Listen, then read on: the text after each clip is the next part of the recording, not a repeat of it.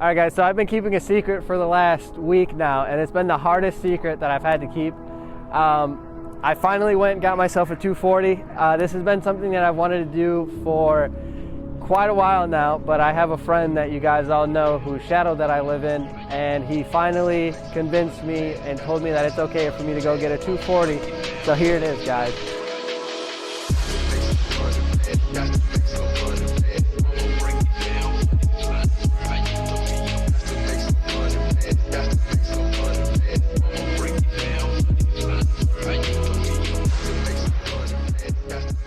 This is my 1990 Nissan 240 SX, and this girl already came tastefully modified. This is a turnkey drift-ready car. She's on BC coilovers, NRG quick release steering wheel, Sparco seats, harness bar, race clip harness. It's already 25% a Rocket Bunny kit, and it has a full GK Tech angle kit up front. So I don't know what it was about this chassis. I think because a certain someone has two of them and he let me drive them on the track, I completely fell in love with it. The way it handles, the way it transitions.